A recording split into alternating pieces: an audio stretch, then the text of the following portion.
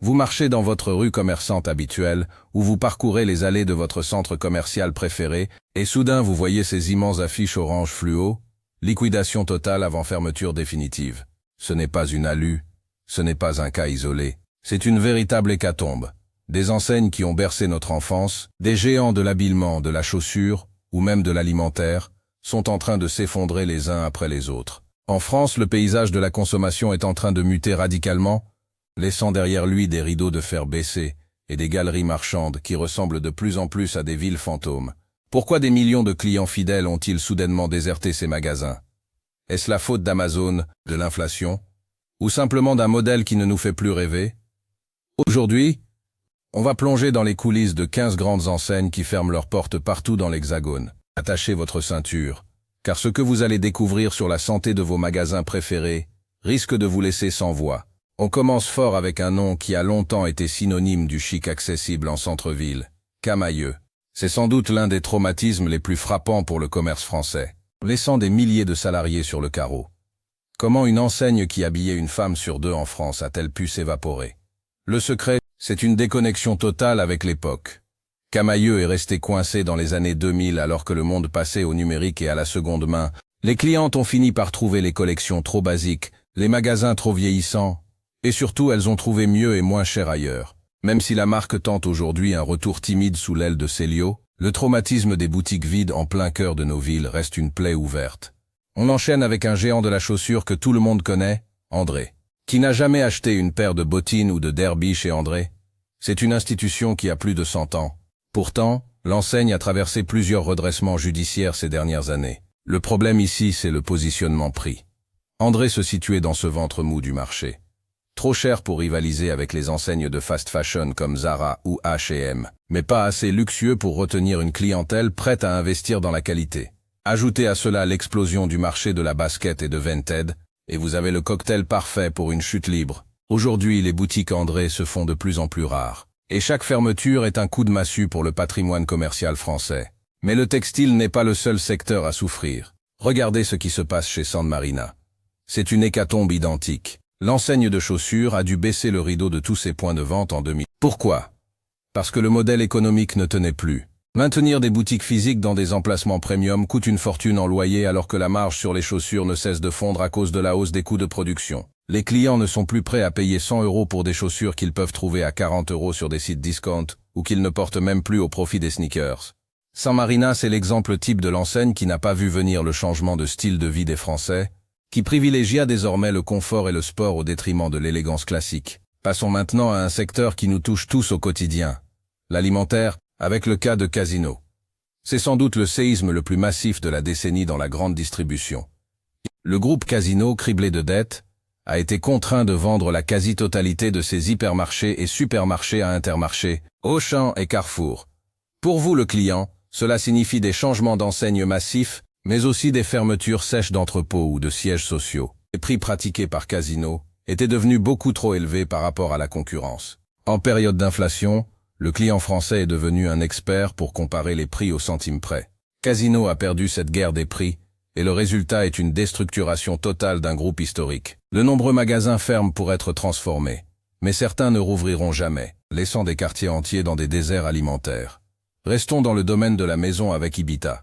Le choc a été immense pour les amateurs de décoration design. L'enseigne a été placée en liquidation judiciaire, entraînant la fermeture de tous ses magasins en France. C'est le symbole d'une classe moyenne qui n'arrive plus à suivre. Habitat proposait du beau mobilier, mais à des tarifs qui sont devenus inaccessibles pour beaucoup avec la baisse du pouvoir d'achat. Entre un canapé chez Ikea et un modèle chez Ibita coûtant 3 fois plus cher, le choix a été vite fait pour des millions de foyers.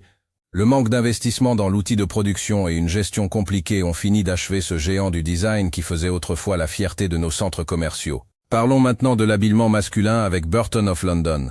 Encore une enseigne historique qui disparaît de nos rues. Burton, c'était le costume du dimanche, la chemise bien repassée. Mais qui porte encore un costume aujourd'hui au travail? Le télétravail et la décontractisation vestimentaire ont été le coup de grâce. Les hommes n'achètent plus de vêtements de manière aussi formelle. Burton n'a pas su pivoter vers un style plus casual et moderne assez rapidement. Résultat, les magasins, souvent trop grands et mal situés, ont vu leur fréquentation chuter jusqu'à devenir des gouffres financiers. Chaque boutique Burton qui ferme, C'est une part de l'élégance à l'anglaise qui quitte le territoire français. Et que dire de Kookaï? Cette marque qui était l'icône de la femme-enfant dans les années 90 est aujourd'hui en grande difficulté. Elle a dû fermer de nombreux points de vente pour tenter de survivre. Kookaï souffre de la concurrence ultra-agressive de Shein et de Primark. Quand on peut s'offrir un look complet pour le prix d'une seule jupe chez Kookaï, la fidélité à la marque s'évapore instantanément chez les jeunes générations. L'enseigne tente de se repositionner. Mais le marché du milieu de gamme en France est saturé et impitoyable. Les vitrines Kookaï s'éteignent l'une après l'autre, et il est difficile de savoir si la marque réussira à remonter la pente. Détour par le monde de l'enfance avec l'Empire en déroute. Go Sport et Gap France. Ces deux enseignes, un temps gérées par le même groupe, ont vécu des moments sombres. Gap, l'icône américaine, a pratiquement disparu du paysage français physique. Quant à Go Sport, il a fallu une reprise par Intersport pour sauver une partie des meubles, mais au prix de nombreuses fermetures et d'une réorganisation brutale. Le sport est un marché qui explose, alors comment expliquer cet échec? C'est simple, une gestion chaotique et un manque d'identité claire. Face à Decathlon qui domine par le prix et l'innovation, ou à Courir qui domine par le style, Go Sport s'est perdu en chemin. Les immenses surfaces de vente sont devenues trop lourdes à porter, et les clients ont fini par oublier pourquoi ils entraient chez eux. On ne peut pas ignorer le secteur de la beauté avec Yves Rocher. Oui, même l'enseigne préférée des Français pour ses produits naturels est obligée de réduire la voilure. Yves Rocher a annoncé la fermeture de plusieurs dizaines de boutiques en France. Le problème, ce n'est pas le produit, c'est l'habitude de consommation. Beaucoup d'anciennes clientes, qui aimaient le contact en boutique, achètent désormais directement sur leur site internet. Pourquoi payer le loyer d'une boutique sur une place centrale si le client préfère recevoir son colis dans un point relais à côté de chez lui? Yves Rocher rationalise. Mais pour les petites villes, voir le magasin Yves Rocher fermé, c'est souvent la fin d'une animation commerciale locale très importante. Un autre secteur frappé de plein fouet est celui de la distribution de jouets avec la fin de King Jouets ou de grandes récrés dans certains secteurs. Certes, les enseignes existent encore, mais elles ferment des dizaines de magasins chaque année. Le jouet est devenu un produit saisonnier concentré sur décembre. Maintenir des structures énormes toute l'année est devenu suicidaire face à Amazon. De plus, les enfants délaissent de plus en plus les jouets physiques au profit des jeux vidéo et des écrans dès le plus jeune âge. Le résultat est un élagage massif du réseau de magasins physiques, transformant les zones commerciales en désert pour les familles. La marque aux 3 petits cochons n'est plus à la fête. En redressement judiciaire, elle a dû fermer pas mal de ses boutiques emblématiques. Naf Naf souffre du même mal que ses concurrents, un style qui ne se renouvelle pas assez vite par rapport aux réseaux sociaux. Aujourd'hui, une tendance sur TikTok dure 2 semaines. Pour une enseigne qui travaille avec des cycles de production de 6 mois, c'est impossible à suivre. Les clients ne trouvent plus ce qu'ils voient sur leurs écrans en entrant dans les magasins Naf Naf, alors ils sortent sans rien acheter. C'est une déconnexion technologique et culturelle qui se paie au prix fort. On passe à une enseigne de maison plus accessible.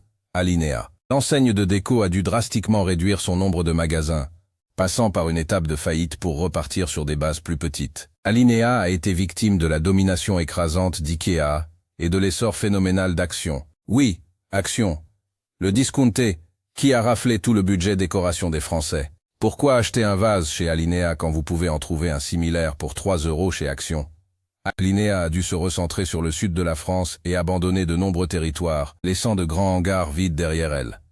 N'oublions pas Minelli.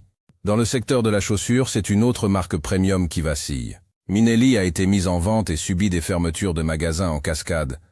Le cuir de qualité coûte de plus en plus cher à l'achat pour l'enseigne, mais le client, lui, ne peut plus suivre l'augmentation des prix de vente. Minelli se retrouve coincé entre le luxe inaccessible et la chaussure jetable. Les fermetures de boutiques Minelli sont souvent perçues comme le signe que même les enseignes avec un savoir-faire reconnu ne sont plus à l'abri si elles n'ont pas une stratégie digitale parfaite. Il y a aussi le cas de Caporal.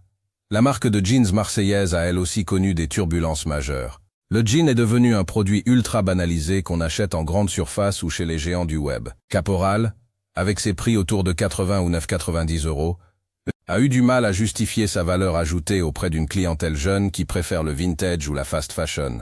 De nombreux points de vente ont fermé leurs portes, marquant le recul du denim de marque dans nos galeries marchandes au profit de produits sans logo ou moins chers. Et pour finir cette liste, jetons un œil sur Pimki. C'est peut-être l'exemple le plus triste d'une marque qui a totalement perdu sa cible. Pimki était le passage obligé pour toutes les adolescentes des années 2000. Aujourd'hui, ces adolescentes sont devenues mères de famille, et les nouvelles générations se tournent vers des marques plus engagées ou plus ultra rapides. Pimki a annoncé la fermeture de plus de 60 magasins et la suppression de centaines de postes. L'image de marque est devenue floue, et dans le commerce, si on ne sait plus à qui on s'adresse, on finit par ne plus s'adresser à personne. Pourquoi cette vague de fermeture est-elle si violente en France? Il y a d'abord l'explosion des coûts immobiliers.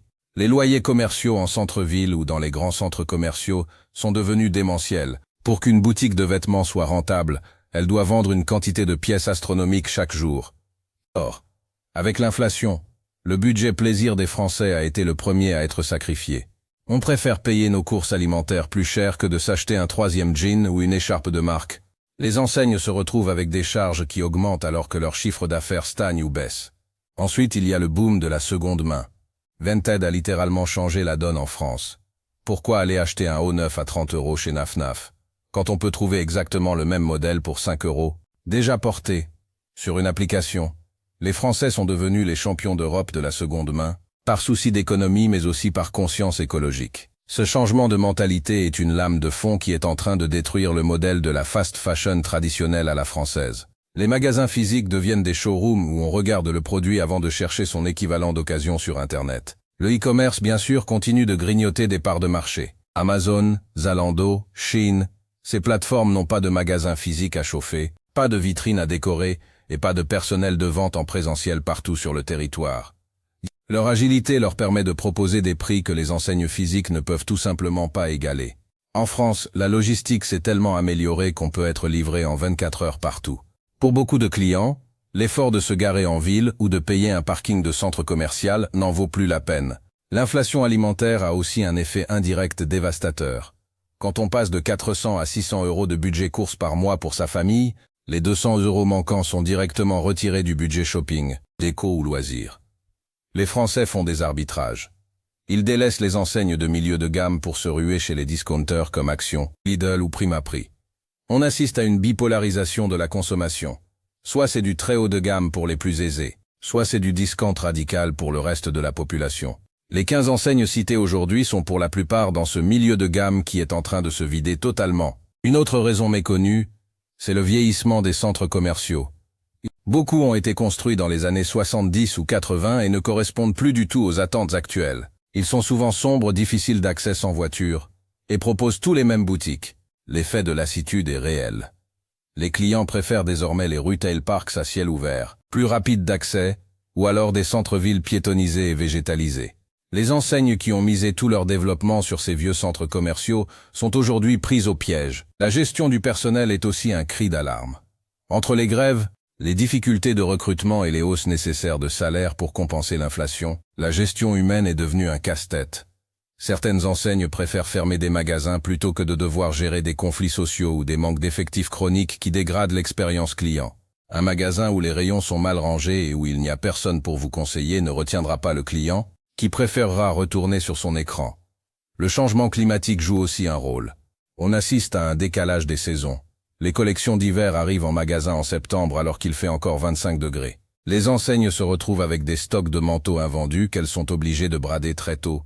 Ce système de promotion permanente a tué la valeur émotionnelle du produit. Les clients n'achètent plus au prix fort. Ils attendent les soldes, les Black Friday ou les ventes privées. Cela finit de ruiner la rentabilité des magasins physiques qui ont un besoin vital de marge pleine pour payer leurs charges. La désertification des centres-villes est une autre conséquence et cause à la fois. Quand une locomotive comme Camaïeu ou André ferme, c'est tout le flux de la rue qui baisse. Les petits commerçants à côté en souffrent directement. C'est un cercle vicieux. Moins il y a de magasins attractifs, moins il y a de monde, et plus les magasins restants sont en danger. Les mairies tentent de réagir, mais face à la force de frappe financière des géants du web, le combat semble souvent inégal. Pourtant, tout n'est pas noir. Certaines enseignes réussissent à tirer leur épingle du jeu en transformant radicalement leurs locaux. Elles intègrent des points de retrait, des services de réparation ou des corners de seconde main directement en boutique. Mais pour faire cette transition, il faut de l'argent frais et une vision claire. Beaucoup des 15 enseignes citées n'ont eu ni l'un ni l'autre à temps. Elles sont restées sur un modèle de vente pur et simple alors que le client moderne cherche désormais une expérience ou un service. L'avenir du commerce en France passera sans doute par des boutiques plus petites, plus spécialisées et plus connectées. Le temps des cathédrales de la consommation où on trouve tout au même endroit semble révolu pour le non-alimentaire. On va vers une consommation plus réfléchie, plus frugale. Le cri d'alarme lancé par ces milliers de fermetures doit nous faire réfléchir sur notre propre façon de consommer. Chaque fois que nous choisissons d'acheter en local plutôt que sur une plateforme mondiale, nous donnons une chance supplémentaire à ces enseignes de rester ouvertes. Mais il faut être réaliste. La liste va sans doute s'allonger. La consolidation du marché est en cours. Au lieu d'avoir 10 marques de jeans, nous n'en aurons plus que 2 ou 3 dominantes.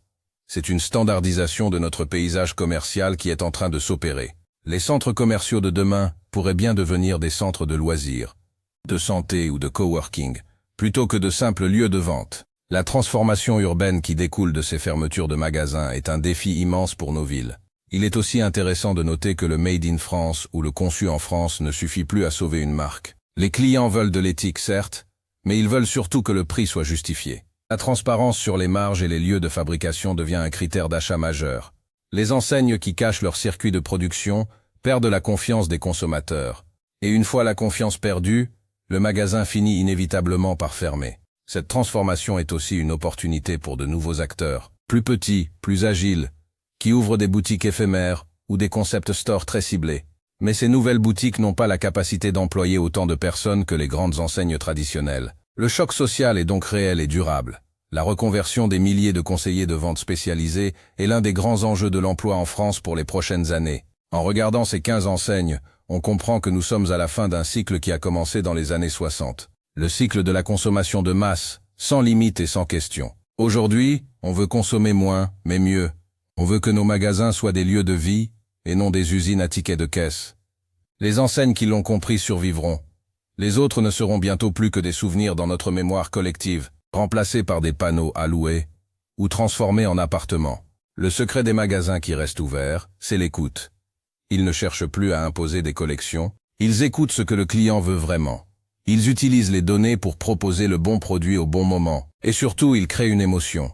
Aller en magasin doit redevenir un plaisir et non une corvée ou un simple acte utilitaire. Sans cette reconnexion émotionnelle, le commerce physique en France continuera de se rétracter. La situation est sérieuse, mais elle est aussi passionnante car elle nous force à réinventer notre quotidien.